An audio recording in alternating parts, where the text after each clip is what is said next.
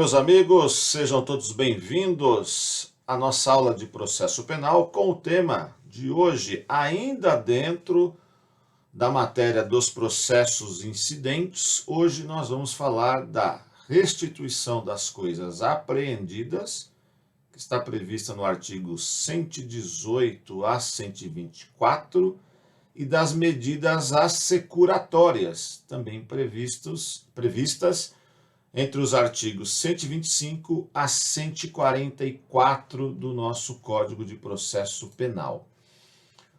Fica aí a dica importante para vocês, como a gente entende. Siga, se você ainda não segue as nossas redes sociais, siga a gente lá no YouTube, Professor Telmo, siga a gente nos podcasts, seja o teu serviço de podcast que você tiver.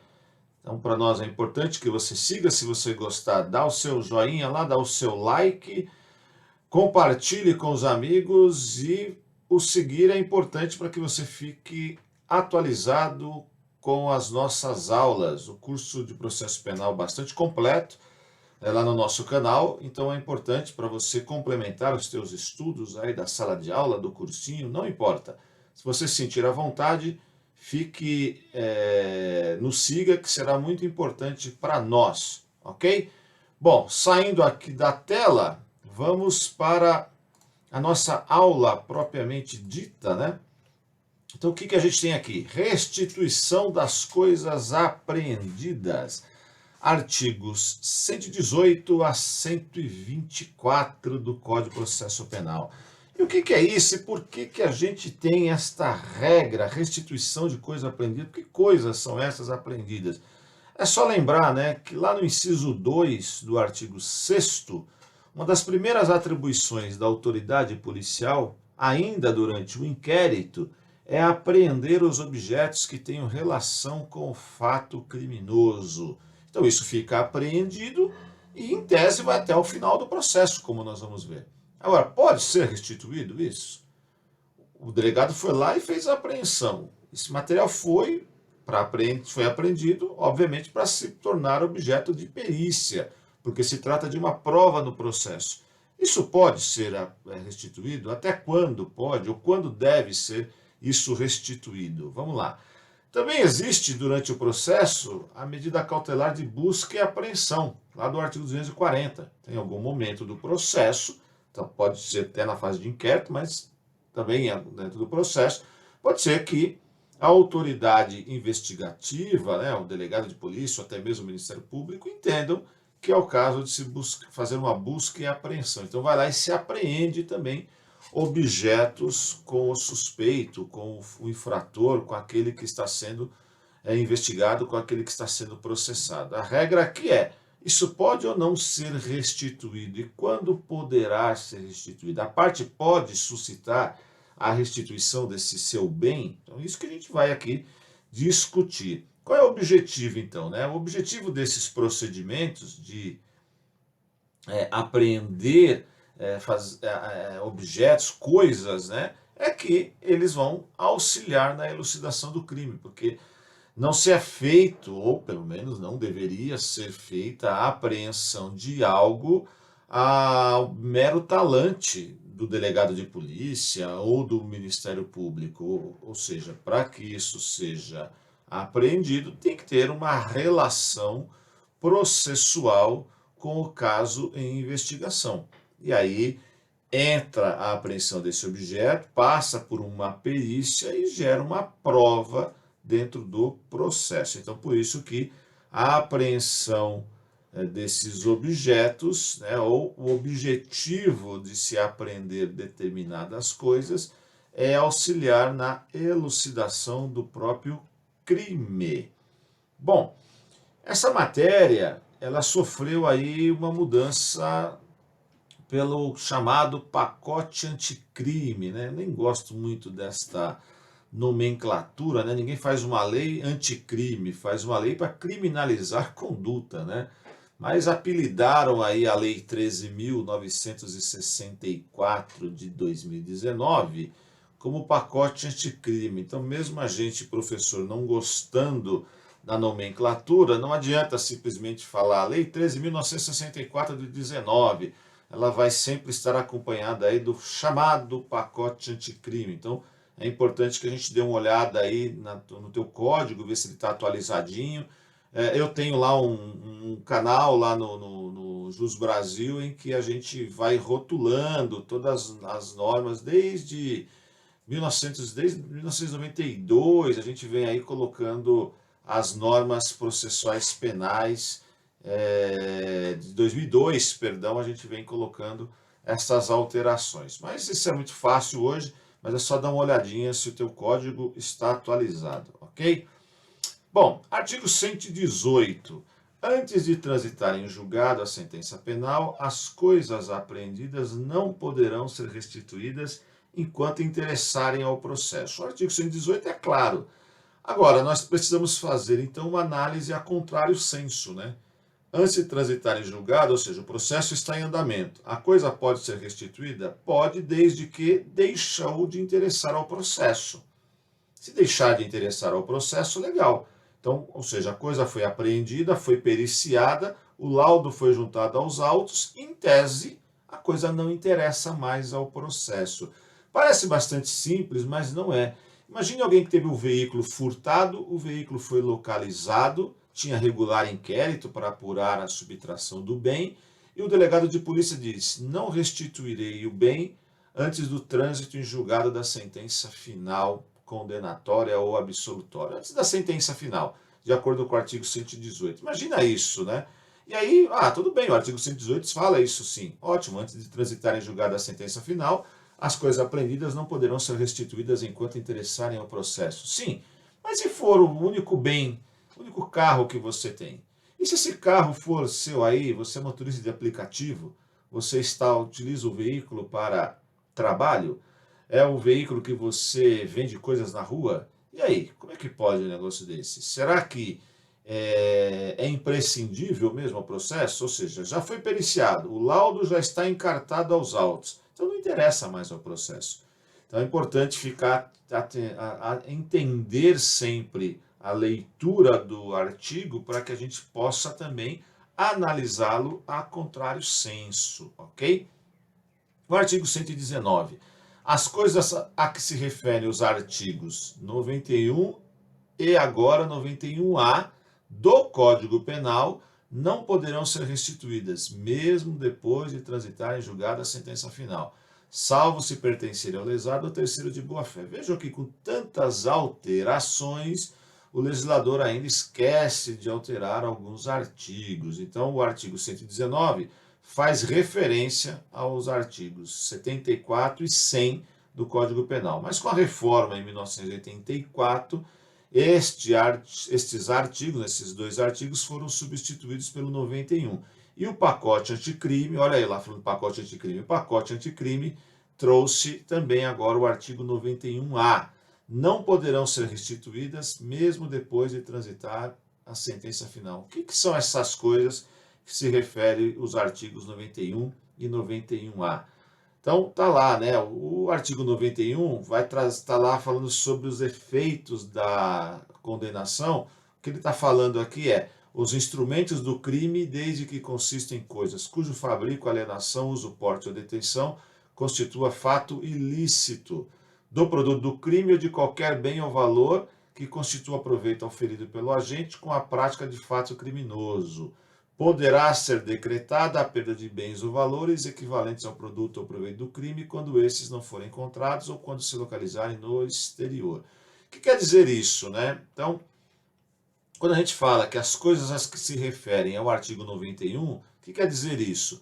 Que instrumentos do crime ou produtos do crime não podem ser devolvidos ao criminoso, a não ser que pertençam ao lesado ou terceiro de boa-fé. Muito óbvio, né? Então, o criminoso usou uma arma de fogo para praticar um roubo, praticou um homicídio, o material foi apreendido, foi periciado, em tese poderia voltar. Mas vai devolver a arma para o criminoso? Não, pode até devolver para o seu legítimo proprietário, desde que tenha registro e assim por diante. Então, proveitos do crime e instrumentos do crime não são devolvidos ao criminoso. E a nova redação do artigo 91A, na hipótese de condenação por infrações, às quais a lei comine pena máxima superior a 6 anos de reclusão, poderá ser decretada a perda como produto ou proveito do crime dos bens correspondentes, a diferença entre o valor do patrimônio do condenado e aquele que seja compatível com seu rendimento lícito. Olha lá, né?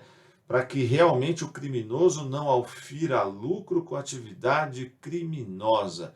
Então, se ele for condenado a uma pena superior a 6 anos de reclusão, pode ser decretada a perda como produto ou proveito do crime do seu próprio patrimônio, ou seja, dos bens correspondentes entre o patrimônio do condenado e aquele que seja compatível com seu rendimento lícito. A regra aqui vai ser difícil comprovar o rendimento lícito, né? Mas em algumas modalidades de crime, tidas aí como os crimes do colarinho branco, é bem possível que já se haja aí uma interdição, uma perda de patrimônio do criminoso. Então, instituído aí pelo pacote anticrime, a Lei 13.964. Ainda continuando no artigo 91A, né? Parágrafo 1º. Para efeito da perda prevista no caput do 91A, entende-se por patrimônio do condenado todos os bens. Então, o que é o patrimônio do condenado? Os bens de sua titularidade ou em relação aos quais ele tem o domínio e o benefício direto ou indireto na data da infração penal ou recebidos posteriormente. 2. Transferidos a terceiro a título gratuito mediante contraprestação irrisória a partir do início da atividade criminal. Olha que interessante aqui, né? Então, aquela questão de nomear laranja, né? Transferir patrimônio, porque sabe que poderá ser condenado, a legislação hoje vai em cima, vai pegar. Então, bacana essa mudança aqui pela Lei 13.964. Parágrafo 2º. O condenado poderá demonstrar a inexistência da incompatibilidade ou a procedência lícita do patrimônio. Perfeito, né? Ampla defesa e contraditório. Pode até ser que ele agora é criminoso, mas ele tenha trabalhado honestamente, tenha adquirido aqueles bens, possa ter herdado em herança, um exemplo, pode ter recebido em doação. Tem que mostrar ali a licitude do patrimônio. Se não mostrar, ingressará aqui nas regras do artigo 91A e poderá ter a perda do patrimônio, total ou parcial. Parágrafo 3º. A perda prevista neste artigo deverá ser requerida expressamente pelo Ministério Público, por ocasião do oferecimento da denúncia, com a indicação da diferença apurada. Então, é um trabalho aí para o custos legis, né? O parque vai ter que fazer essa questão que é o Ministério Público, buscar a retenção desses bens em nome, né, do criminoso. Os instrumentos utilizados para a prática de crimes... parágrafo 4º. Na sentença condenatória, o juiz deve declarar o valor da diferença apurada e especificar os bens cuja perda for decretada. Parágrafo 5º. Os instrumentos utilizados para a prática de crimes por organizações criminosas e milícias deverão ser declarados perdidos em favor da União ou do Estado, dependendo da justiça onde tramita a ação penal, ainda que não ponham em perigo a segurança das pessoas, a moral ou a ordem pública, nem ofereçam sérios riscos de serem utilizados para o cometimento de novos crimes. Importante alteração, nós vamos ver outras alterações que a Lei 13.964 de 19 trouxe, justamente porque, se o processo penal tem como função principal buscar ao final a autoria e materialidade de quem cometeu o crime, quem cometeu o crime ofendeu o bem jurídico. Quem ofendeu o bem jurídico precisa ser processado, julgado e condenado. Ou seja, essa é a regra do processo penal. Mas durante o processo penal nós temos algumas ações cautelares. Nós temos as prisões processuais, preventiva, temporária, as próprias medidas cautelares previstas lá no artigo 319 e também nós temos o que? A perda a apreensão de coisas. Nós temos as medidas assecuratórias que vamos estudar logo na frente, justamente por quê? Para que o criminoso que cometeu o crime seja processado, julgado e condenado, ou seja, para que ele pague pelo crime que ele cometeu, e durante o processo ele também não seja beneficiado pelo próprio regras, os próprios regramento da lei, ou seja, que o criminoso possa dilapidar um patrimônio, que o criminoso possa auferir lucro com a atividade criminosa. Por isso que vem as buscas e apreensões, por isso que vem as medidas assecuratórias. Agora, é claro que a União, né, o Estado, ele não pode se locupletar ilicitamente. Então, aquilo que houver comprovação será devolvido. aquilo que não houver comprovação e não atentar contra a moral, a ordem pública, poderá também ser devolvido. Caso contrário, que a regrinha do artigo 91 será perdido em prol da União. Então, isso é muito importante, tais medidas no processo penal. Falando em medidas assecuratórias, o Código nos traz isso no artigo 100, nos artigos 125 a 144. A finalidade principal do processo penal é descobrir a verdade dos fatos, condenando ou absolvendo o réu. Acabei de falar isso, né? A sentença condenatória, além de aplicar ao réu uma pena, gera também as seguintes consequências: impossibilitar ao agente que tenha lucro com a atividade criminosa, dá direito à vítima ao ressarcimento dos danos causados e, eventualmente, obrigar o condenado ao pagamento de uma pena pecuniária. Então, é importante. Houve o crime, ofensa a bem jurídico. Este autor do crime ou os autores deverão ser processados e, ao final, serem condenados. Afinal de contas, houve um crime, ok? Claro, assegurando-se todo o devido processo legal, que é o objeto de várias aulas aqui que já passamos, inclusive essas. Agora, ao final, se eu tiver uma sentença condenatória, então cessa a pretensão do Estado, a pretensão de inocência, e gera a certeza do Estado. Claro que estou falando aqui em sentença penal condenatória com trânsito em julgado. Então, a primeira regra que se busca com o processo, ou seja, com a sentença condenatória, é aplicar ao réu uma pena. E quando o réu é punido, vai gerar aquelas consequências, direito de indenizar a vítima. Por isso que a gente tem aí a possibilidade de fazer o quê? A apreensão de bens do acusado para que ele possa indenizar a vítima. Ressarcimento dos danos causados também é uma importância, que é um reflexo de um crime e, obviamente, como eu já falei, é impedir que o criminoso que já praticou o crime aufira lucro com a atividade criminosa. Então, para que o processo tenha condições de gerar tais consequências, o nosso Código de Processo Penal previu as medidas assecuratórias,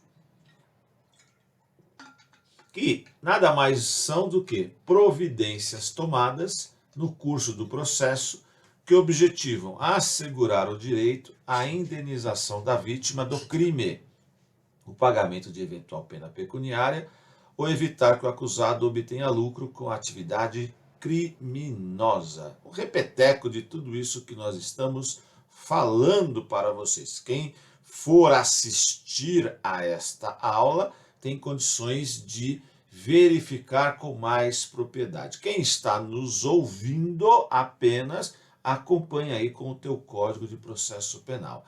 Bom, quais são as medidas assecuratórias previstas no nosso Código de Processo Penal? Nós temos lá o sequestro, previsto nos artigos 125 a 133, que é uma medida assecuratória consistente em reter os bens móveis e imóveis do acusado quando adquiridos com o proveito da infração penal. Então, isso é muito comum. Verifica-se que o acusado de ter cometido um crime no mesmo período ou em situações semelhantes, por isso que o Código fala em situação de verossimilhança, ele acaba adquirindo patrimônio, móvel ou imóvel, não importa, que presumam que este patrimônio foi adquirido, ou estes patrimônios foram adquiridos com proveito da infração. Então, por isso que, havendo a suscitação da medida assecuratória do sequestro, é um processo incidente ao processo principal e o juiz da causa poderá mandar sequestrar os bens móveis e imóveis, que são aqueles que tenham semelhança, verossimilhança de terem sido adquiridos com proveitos da infração. Uma outra medida assecuratória é a hipoteca legal, que está prevista lá nos artigos 134 a 137. Ela vai tornar indisponíveis os bens imóveis do acusado adquiridos legalmente. Como o processo também tem como regra impedir que o criminoso, além de auferir lucro com a atividade criminosa, ele possa, ao final, ser beneficiado com o crime e deixar de também com isso indenizar justamente a vítima, é possível se fazer também o incidente processual da hipoteca legal. Aí sim, a hipoteca é destinada aos bens imóveis, somente imóveis, adquirido legalmente, ou seja, torna ele indisponível. O acusado não pode vender, não pode dispor do bem, que poderá ser inclusive leiloado para ser partilhado para uma justa indenização. Claro que aí é regra de direito civil. Alguém pode estar perguntando, mas se o acusado, a família dele morar lá, que família de bandido não necessariamente é bandido. Então nós vamos entrar na regra geral, bem de família e tal. Então, mas se for possível, se faz esse instrumento por meio da hipoteca legal. Uma outra medida assecuratória prevista no Código de Processo Penal é o arresto, está lá no artigo 137. Torna indisponíveis os bens móveis do acusado adquirido legalmente. Então eu tenho 3 medidas assecuratórias que têm como objetivo impedir que o criminoso aufira lucro com a atividade criminosa e que ele possa, em sendo condenado, indenizar a vítima ou os próprios danos provocados por sua atitude criminosa. Dessas 3, o sequestro é destinado aos bens móveis e imóveis adquiridos ilegalmente. Hipoteca legal para os bens móveis, imóveis adquiridos legalmente e arresto para os bens móveis adquiridos também legalmente. Tanto na hipoteca legal quanto no arresto, havendo este incidente processual, tais medidas assecuratórias apenas tornarão os bens indisponíveis, para que o acusado e outros não venham a dilapidar o patrimônio, perfeito? Bom, artigo 122, aí a gente vai trazer um pouco para vocês dessas alterações trazidas, inseridas, melhor dizendo, pela Lei 13.964, a denominada pacote anticrime. Artigo 122. Sem prejuízo do disposto no artigo 120, as coisas apreendidas serão alienadas nos termos do disposto no artigo 133 deste Código. Na hipótese de decretação de perdimento de obras de arte ou de outros bens de relevante valor cultural ou artístico, se o crime não tiver vítima determinada, poderá haver a destinação dos bens a museus públicos. É o artigo 124A. Então, assim, o legislador foi bastante efetivo. Na realidade, isso já acontecia, mas ficava muito a critério do juiz. Você não pode pegar uma obra de arte que não tem um proprietário específico e, de repente, deixar num depósito. Então, destina-se a um museu público para visitações e a obra lá tem toda a regra do curador preservar ali a memória, né, do artista, a memória histórica da obra em relação à sociedade. Então, isso hoje é previsto em lei, embora muitas medidas como essas, trazidas, inseridas pelo pacote anticrime, já eram objeto de ações por parte do Poder Judiciário. Mas como poderia um juiz fazer, outro não fazer, hoje existe a regra em lei, que diz lá o artigo 133, mencionado no artigo 122. Transitada em julgado a sentença condenatória, o juiz, de ofício ou a requerimento do interessado ou do Ministério Público, determinará a avaliação e a venda dos bens em leilão público, cujo perdimento tenha sido decretado. Parágrafo 1º. Do dinheiro apurado será recolhido aos cofres públicos o que não couber ao lesado ou ao terceiro de boa-fé. O valor apurado deverá ser recolhido ao Fundo Penitenciário Nacional, exceto se houver previsão diversa em lei especial. Perfeito. Então, aqueles bens, o acusado não conseguiu comprovar a origem ilícita do bem. Então, o bem foi adquirido, ou os bens foram adquiridos com proveitos da infração. Então, não espera, né? Então, transitou em julgado, não houve nada, não se houve nenhuma comprovação de que o bem é de uma outra, de um terceiro lesionado de boa-fé. Então, esses bens irão a leilão e depois será partilhado o valor arrecadado com o lesado ou terceiro de boa-fé ou também para o Fundo Penitenciário Nacional. Uma medida que também já era adotada, mas de forma particular por alguns magistrados, hoje é regra. Artigo 133-A. O juiz poderá autorizar, constatado o interesse público, a utilização de bem sequestrado, apreendido ou sujeito a qualquer medida assecuratória pelos órgãos de segurança pública previstos nos artigos 144 da Constituição Federal, do Sistema Prisional, do Sistema Socioeducativo, da Força Nacional de Segurança Pública e do Instituto Geral de Perícia, para o desempenho de suas atividades. Parágrafo 1º. O órgão de segurança pública participante das ações de investigação ou da infração penal que ensejou a constrição do bem terá prioridade na sua utilização.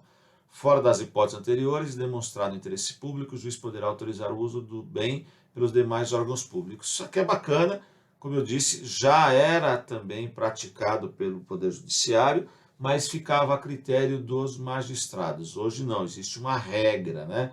Então o juiz pode autorizar, mas tem que constatar o interesse público. Se nós pegarmos aí, a Polícia Militar de São Paulo tem um avião que foi apreendido com tráfico de drogas e foi destinado ao órgão público. Agora, o órgão tem que querer, tem que ser algo que está dentro do órgão, tentar apreender um veículo que não vai ser utilizado ali como uma viatura, não vai ter serventia. Então tem que ter a utilização, tem que servir ao interesse público, ok?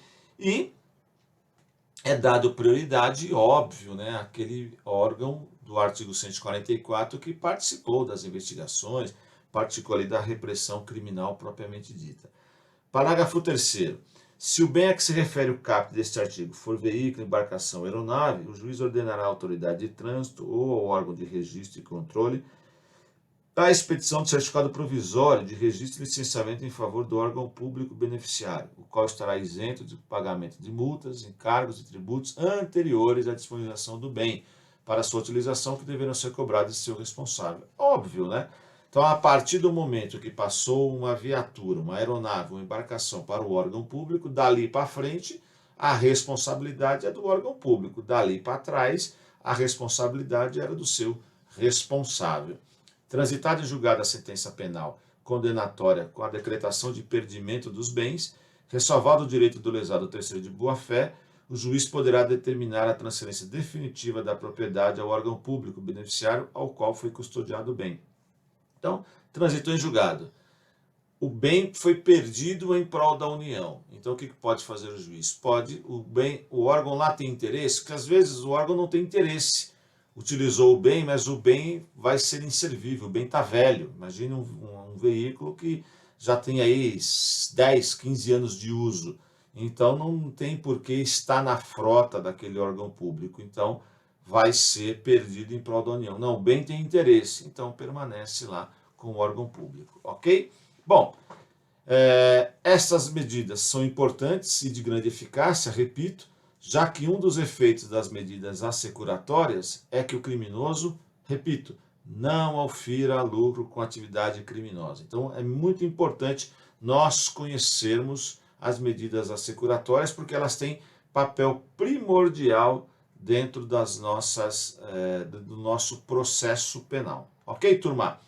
Bom, com isso a gente encerra a restituição de coisas apreendidas, a aula de restituição de coisas apreendidas, e também encerramos a aula de medidas assecuratórias. Espero que vocês tenham gostado. Se gostaram, deixe seu like, deixe seus comentários, sigam o canal para ficar por dentro das atualizações e transmitam aos amigos, já que conhecimento só é bom quando é possível, nós passamos adiante para que ele se torne uma possibilidade.